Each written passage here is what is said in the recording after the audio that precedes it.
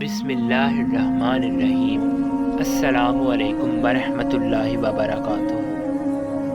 بیان کیا جاتا ہے کہ بنی اسرائیل میں دو بھائی تھے، جن میں ایک مسلمان تھا اور دوسرا کافر تھا۔ دونوں دریا کے شکاری تھے۔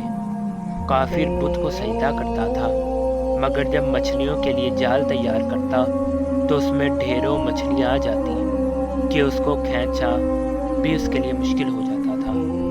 مگر مسلمان کے جال میں صرف ایک ہی مچھلی آتی تھی اور اسی پر صبر کے ساتھ خدا کا شکر ادا کرتا تھا۔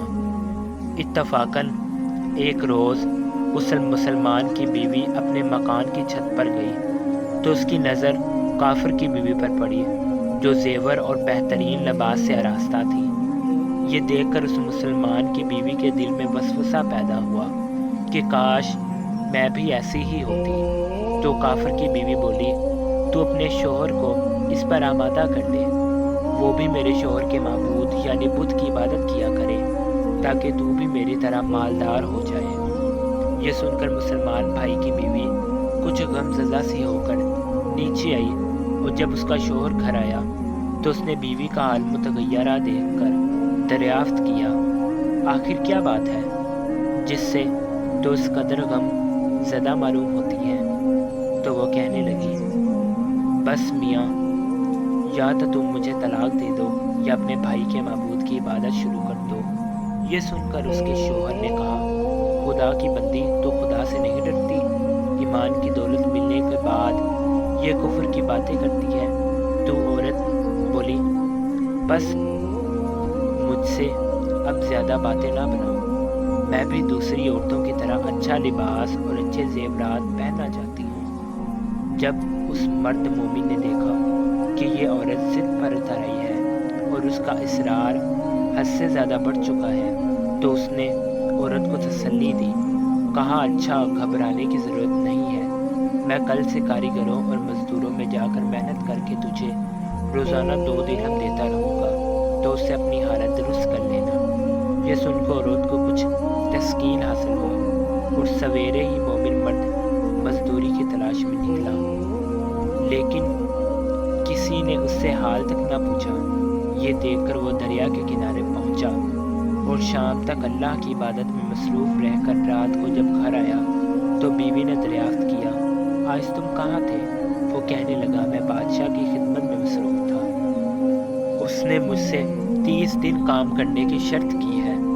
عورت نے کہا کہ آخر وہ بادشاہ تم کو کیا دے گا؟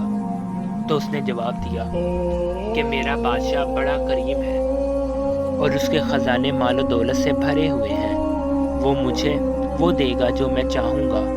چنانچہ اسی طرح برابر وہ اپنے معبود برحق کی عبادت میں مصروف رہا، اور 30ویں رات ہوئی تو بیوی نے کہا، سنو میاں، اگر کل تم نے مجھے مزدوری لا کر نہ دی تو تم مجھے لازمی طلاق دے دینا۔ یہ سن کر اس کو اس قدر پریشانی لاحق ہوئی، اور 30ویں صبح کو اس نے ایک یہودی سے کہا، کیا تم مجھے مزدوری پر لگا لو گے؟ یہ سن کر یہودی کہنے لگا کہ ہاں، تم کو مزدوری تو مل جائے گی، لیکن شرط یہ ہے کہ میرے پاس تمہارے کھانے پینے کا کوئی انتظام نہ ہوگا۔ چنانچہ وہ مرد مومن روزے کی نیت کر کے یہودی کے ساتھ ہو لیا۔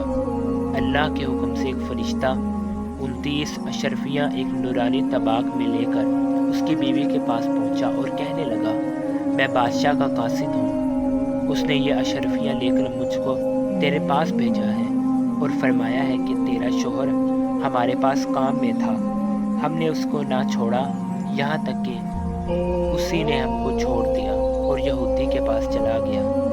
اگر وہ ہمارا کام کرتا تو ہم اس کو اس سے بھی زیادہ اجرت دیتے، بس یہ ایک اشرفی کی کمی اسی وجہ سے ہے۔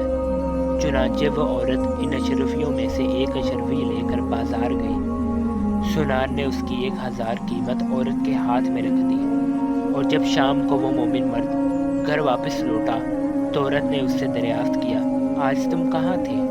اس نے جواب دیا کہ آج میں ایک یہودی کے کام پر گیا ہوا تھا۔ تو بیوی کہنے لگی کہ آخر بادشاہ کی خدمت ترک کر کے تم دوسرے کی خدمت کیوں کرتے ہو؟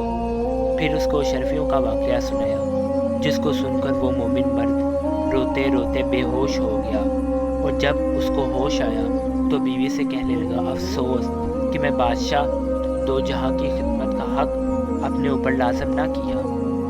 اس کے بعد اس شخص نے عورت کو چھوڑ دیا اور پہاڑوں پر چلا گیا، جہاں خدا کی عبادت میں مصروف رہ کر اس کا انتقال ہو گیا۔ اللہ تعالیٰ اس پر اپنا رحم فرمائے، آمین۔